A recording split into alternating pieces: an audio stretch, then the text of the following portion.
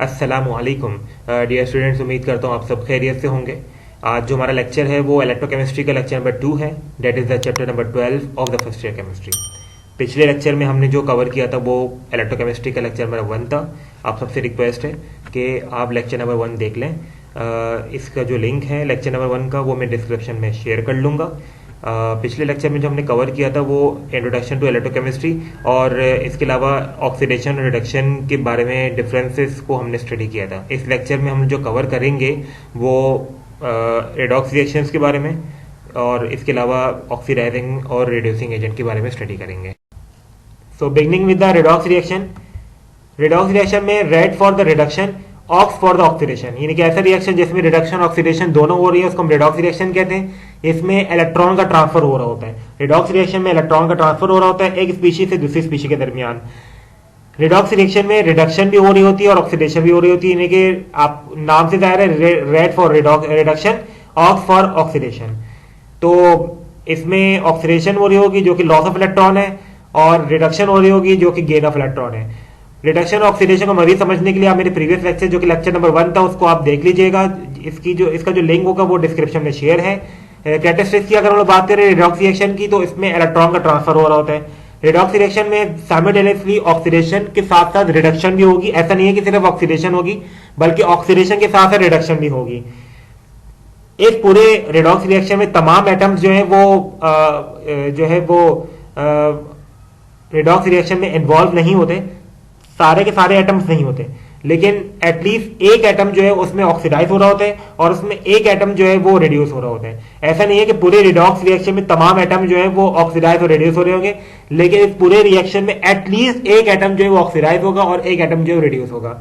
ये हमारे सामने एग्जाम्पल है कि जिंक जो है वो उसकी यानी कि जीरो ऑक्सीडेशन स्टेट थी। ऑक्सीडेशन स्टेट को हम लोग नेक्स्ट लेक्चर में देखेंगे कि ऑक्सीडेशन स्टेट निकालते कैसे है। जिंक जो है इसका ऑक्सीडेशन स्टेट 0 था। ये जो है वो जिंक +2 में कन्वर्ट हुआ, यानी कि +0 से +2 में अगर ऑक्सीडेशन स्टेट में इजाफा हो यानी कि पॉजिटिविटी में इजाफा हो तो वो ऑक्सीडेशन रिएक्शन कहलाता है। यहाँ पर हमारे सामने हाइड्रोजन है, उसका +1 स्टेट था, वो यानी कि H2 0 में कन्वर्ट हुआ, यानी कि पॉजिटिविटी से नेगेटिविटी की तरफ जा रहा है, तो ये हमारा क्या है, रिडक्शन है। So beginning with the oxidising agent and reducing agent. Oxidising agent वो स्पीशीज हैं जो दूसरे को ऑक्सीडाइज करें और खुद जाके इनकी रिडक्शन हो जाए। रिड्यूसिंग एजेंट वो होते हैं जो दूसरे को रिड्यूस करें और खुद जाके इनकी ऑक्सीडेशन हो जाए। हमारे सामने एक रिडॉक्स रिएक्शन मौजूद है, इसमें ऑक्सीडेशन रिडक्शन दोनों हो रही है। ऑक्सीडेशन क्या होती है, रिडक्शन क्या होती है, हम कैसे इसको बता सकते हैं ऑक्सीडेशन और रिडक्शन का, इसको मैंने लेक्चर नंबर 1 में एक्सप्लेन किया हुआ है। इसका जो लिंक है वो डिस्क्रिप्शन में मौजूद है, इसको लाजमी देखिएगा। तो come back to the example, Cl2 जो है यहाँ पर ऑक्सीडाइजिंग एजेंट है, जबकि आपका जो H2S है यहाँ पर एक रिड्यूसिंग एजेंट है। हम Cl2 को ऑक्सीडाइजिंग एजेंट इसलिए कह रहे हैं क्योंकि ये H2S को ऑक्सीडाइज कर रहा है और खुद जाके इसकी रिडक्शन हो रही है। ठीक है जनाब। इसी तरह से अगर हम H2S की बात करें तो H2S एक रिड्यूसिंग एजेंट है। रिड्यूसिंग एजेंट क्यों कह रहे हैं, क्योंकि ये Cl2 को रिड्यूस कर रहा है और खुद H2S की ऑक्सीडेशन हो रही है। ठीक है जनाब।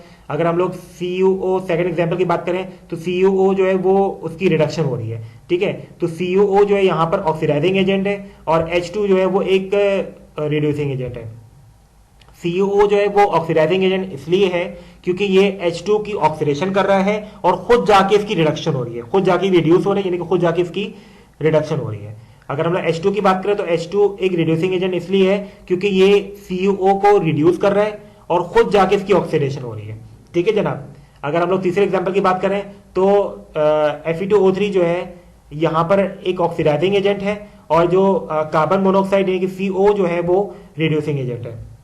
हम इसको Fe2O3 को हम ऑक्सीडाइजिंग एजेंट इसलिए कह रहे हैं क्योंकि ये CO को ऑक्सीडाइज कर रहा है और खुद जाके इसकी रिडक्शन हो रही है, जबकि CO जो है वो रिड्यूसिंग एजेंट इसलिए है क्योंकि ये Fe2O3 की रिडक्शन कर रहा है और खुद जाके ऑक्सीडाइज हो रहा है। So that's all from this lecture and keep watching the videos and like, share and subscribe the channel.